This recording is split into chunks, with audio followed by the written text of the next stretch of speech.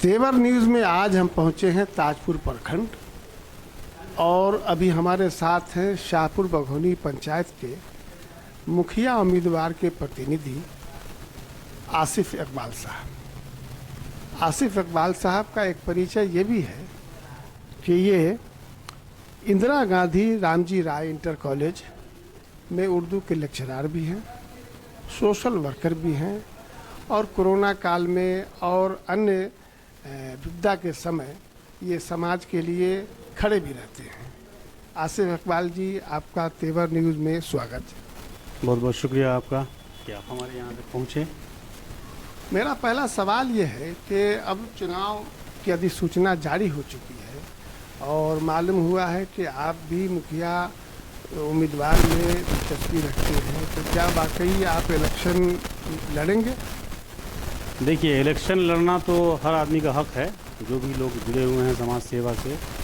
Election लड़ना मैं इसलिए चाहता हूं कि मैं पंचायत के लोगों को एक मौका देना चाहता हूं कि वो एक ऐसा प्रतिनिधि चुने जो काम कम से कम करे। ऐसा प्रतिनिधि नहीं चुने जो वादा कुछ करे और काम कुछ करे। मैं इसलिए लोगों को मौका देना चाहता हूं, मैं लोगों के बीच आना चाहता हूं, लोगों से मौका लेना चाहता हूं कि वो हमें एक मौका दें।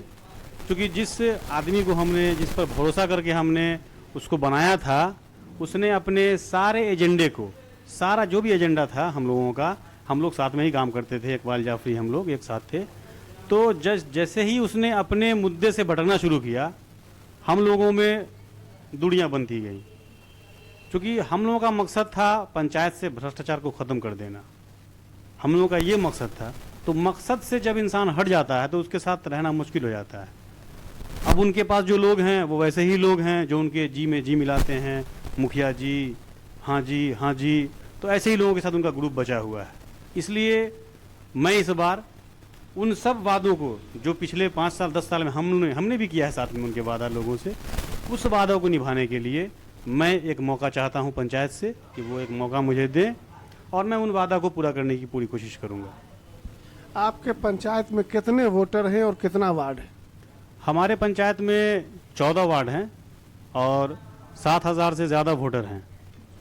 इसमें सबसे ज़्यादा मुस्लिम मतदाता हैं और हरिजन लोगों का भी अच्छा खासा वोट है। लगभग 1500-1600 के आसपास गैर मुस्लिम वोट भी है।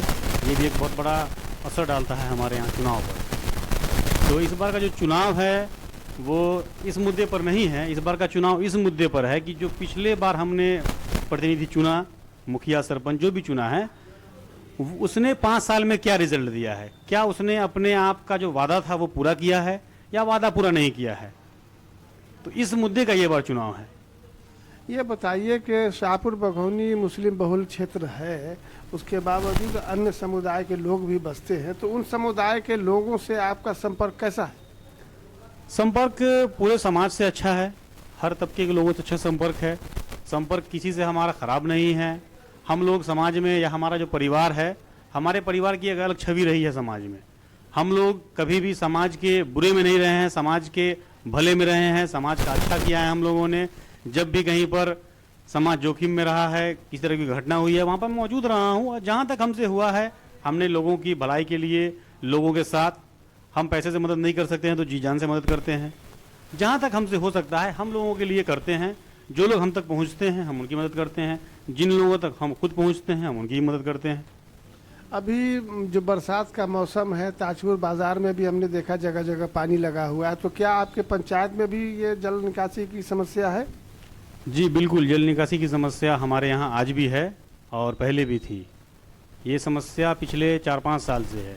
इन मुद्दों पर भी हमारे पूर्व मुखिया जो हमारे अभी हैं प्रतिनिधि दोस्त हमारे, उनसे भी हमारा इस बात को लेके काफ़ी मनमुटाव रहा। हमारा कहना था कि जो वार्ड नंबर 3 है हमारा, जिसमें पानी लग जाता है, जहाँ पर इन्होंने बहुत बड़ा एक स्कूल खड़ा किया है, तो उस पर नाला बनना चाहिए था, जिसको इन्होंने नहीं बनाया। और नाला इन्होंने कहाँ बनाया? जहाँ पर कोई आबादी नहीं। इसके खिलाफ मैंने बीडीओ साहब को, डीएम को कई बार लिखा और इसी वजह से बहुत सारा पैसा भी फंसा हुआ है, जो कि जांच का विषय है अभी। और नाला इस तरह का इन्होंने बनाया, घटिया निर्माण, कि जिस पर आदमी चलना छोड़ दीजिए कि वो चौड़ में ही है, जहाँ पर कोई आबादी नहीं है। उस नाले से अब तक अगर एक कतरा पानी निकल गया हो तो वही बता दे हमको। इस तरह का घटिया काम वार्ड नंबर 14 में इसी तरह काम इन्होंने किया, वहाँ की जनता गवाही दे रही है। मेरा ये कहना था कि जो काम तुम कर रहे हो उस काम में गुणवत्ता होनी चाहिए। काम चलो नाला ही बनाया तो कम से कम नाला अच्छा बनना चाहिए। नाला ऐसा नहीं बनाना चाहिए कि जो नाला आज बना कल गिर गया। नाले का कोई लेवल नहीं है, पुल नीचा है, नाला ऊंचा है, कैसे पानी निकलेगा? तो ये सब चीज़ की कमी रही।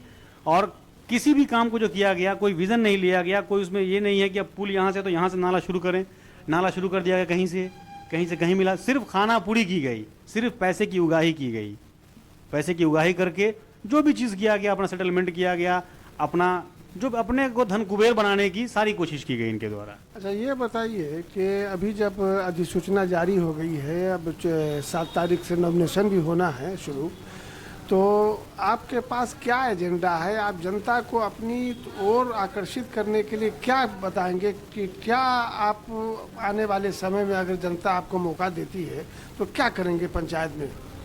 देखिए, सबसे पहले जो मेरा अपना सोच है, एजेंडा तो अपनी जगह पर है, जो मेरी अपनी सोच है, पहले मेरी ये सोच है कि गांव की हमारी जितनी भी लड़कियां ताजपुर पढ़ने जाती हैं, दीगर जगह पढ़ने जाती हैं, इसका इंतज़ाम मेरे गांव में हो। ख़ासकर जो हमारी मुस्लिम बच्चियां जाती हैं पढ़ने, उनके लिए, और जो गैर मुस्लिम बच्चे हैं उनके लिए भी, लेकिन ख़ास तौर से मैं बोल रहा हूँ चूँकि मुस्लिम आबादी है, मुस्लिम बहुल क्षेत्र है, तो उन पर हमारा ज़्यादा ये रहता है, तो वो बाहर ना जाएँ पढ़ने के लिए। उनके पढ़ने की ट्यूशन की व्यवस्था, कोचिंग की व्यवस्था हमारे गांव में होनी चाहिए। हमारे पास इतना बड़ा इदारा है मदरसा इस्लामिया शाहपुर बघौनी, हमारे गांव में ITI भी है रहबर के नाम से, हमारे गांव में +2 स्कूल भी है मदरसा के पास। तो फिर हमारी बच्चियां बाहर क्यों जाती हैं पढ़ने? ये एक बहुत बड़ा सोचनीय प्रश्न है। अब बहुत ही मार्केबल बात है ये कि हमारे यहाँ सब कुछ मौजूद है, फिर भी हमारी बच्चियाँ बाहर जाती हैं। आए दिन कोई ना कोई घटना होती है, कुछ ना कुछ होता रहता है।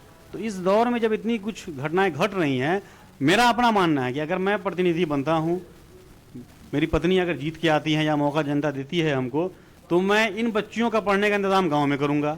सबसे पहला कि वो बच्चियां कोई भी बाहर नहीं जाएं। रोक नहीं, ज़बरदस्ती नहीं है, लेकिन जो लोग स्वेच्छा से चाहेंगे पढ़ाना तो वो पढ़ाएंगे। मुफ्त कोचिंग की व्यवस्था। दूसरा मेरा जो अपना एक सोच है कि हमारे गांव में अब तक एक एम्बुलेंस नहीं है। ये व्यवस्था जो है बहुत दिक्कत है और बहुत परेशानी होती है गरीब लोगों को, उनको मिल नहीं पाता है। तो एक मुफ्त एम्बुलेंस की व्यवस्था, ये मेरा अपना सोच है। ये पहले भी सोच था, हमने अपने दोस्त को भी कहा था तो उसने कुछ किया नहीं।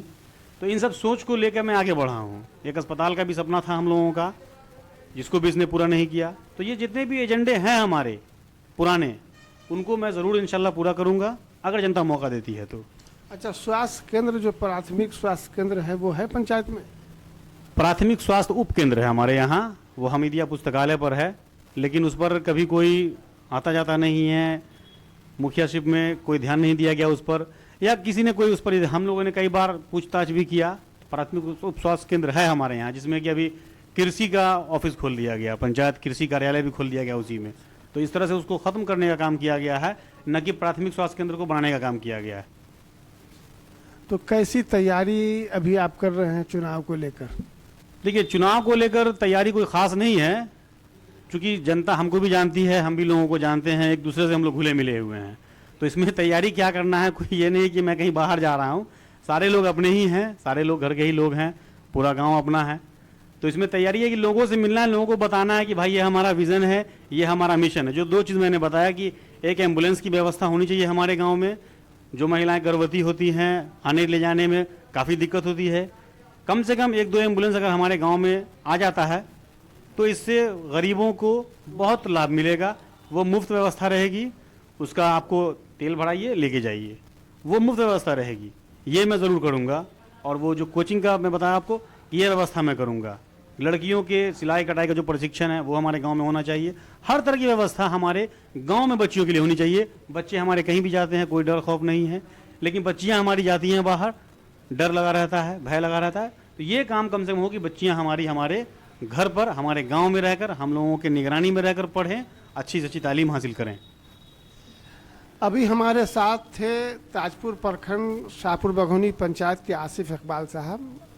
बहुत विस्तार से उन्होंने बताया कि अगर उनको जनता ने अवसर दिया तो वो क्या अपने पंचायत के लिए करेंगे, शिक्षा के क्षेत्र में, स्वास्थ्य के क्षेत्र में, जल निकासी के क्षेत्र में और संपूर्ण पंचायत को विकास की ओर कैसे ले जाएंगे, पूरा इन्होंने खाका पेश किया।